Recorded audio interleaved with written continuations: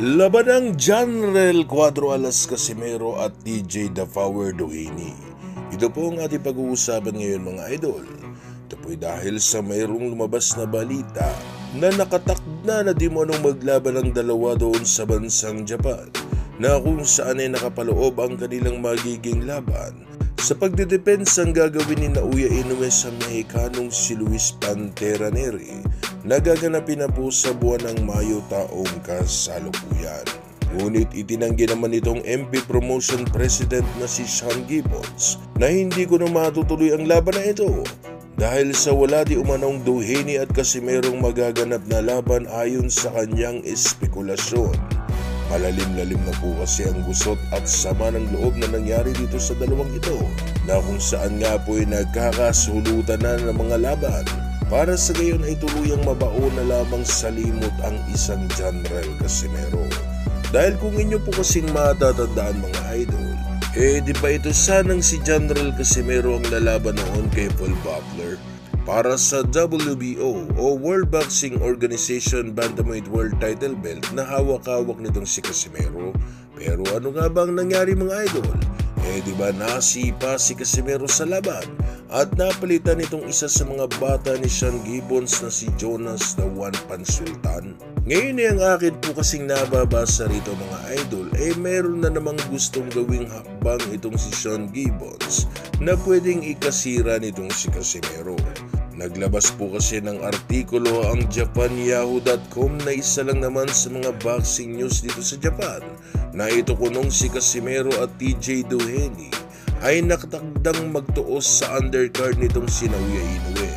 Ngayon pwede ba na mina-mind game lamang nitong si Sean Gibbons si Casimero na pilit pinapaniwala ang Team Casimero na walang magaganap na laban? Pero sa totoo ay may magaganap pala na laban para sa gayon ay hindi mapagandaan itong si Casimero ang magiging laban kay TJ Duheni. Ito po dahil sa hindi po kasi maglalabas ng balita ang Japan Boxing website kung walang nabalita ang balita sa nasasabing laban. Pero maganda po ang laban na ito mga idol, na kung saan nga po WBO Super Bantamweight Title Eliminator ang mangyayari sa laban, na kung saan ang mananalo ay may posibilidad na maging top contender sa WBO rankings, at ang pwestong ito ay ang inaasam talaga ng Team Casimero dahil sa ito po kasi ang magiging susi para sa gayon ay makuha na niya itong kanyang inaasam na laban kay Naoya the Monster Inoue. Pero hindi po magiging madaling laban ito para kay Casimero mga idol, dahil sa isang solid knockout puncher ang isang TJ Duheni na kayang makapagpatulog ng kalaban sa isang suntok lamang, na may kasalukuyan pong kartada na 25 panalo, may 4 na talo at may 19 na nanakaut dito sa kanyang 25 naipanalong mga laban, at isa rin pong southpaw fighter itong si Duheni. Kaya naman medyo kakaiba rin ang estilong ginagamit nito sa pakikipaglaban. Kaya naman ano sa tingin nyo mga idol, kung magkakataon na maglalaban ng dalawang ito, ay may tsansa po kayang manalo ang isang Janrel Casimero sa halimaw na boksingero ng bansang Ireland? I-comment nyo na po ang inyong magiging komenta mga idol para sa gayon ay atin nyo mapag-usapan dito sa ating comment section. At atin na rin po munang balikan ang laban ng Janrel Casimero at Rio Akaho.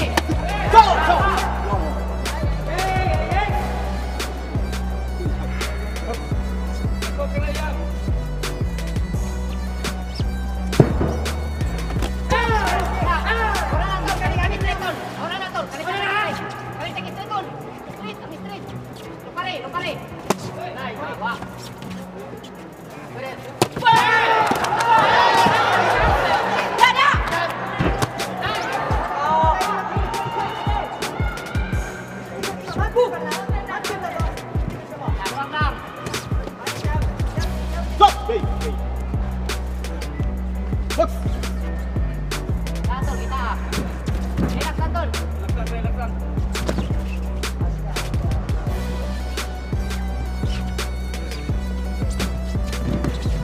Kita, ika na. Kita. Round 2.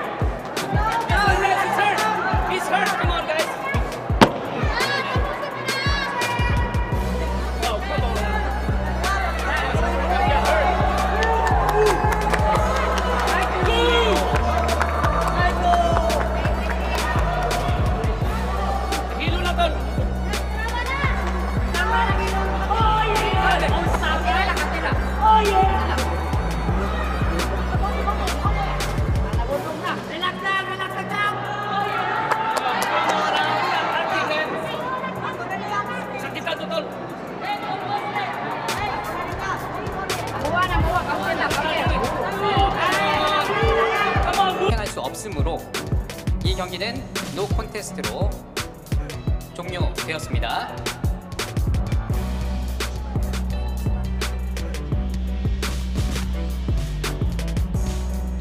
すいません、TV の代表の伊藤正樹です。ちょっと今のちょっとこうご説明をさせていただくんですけど、ラウンドの前半での、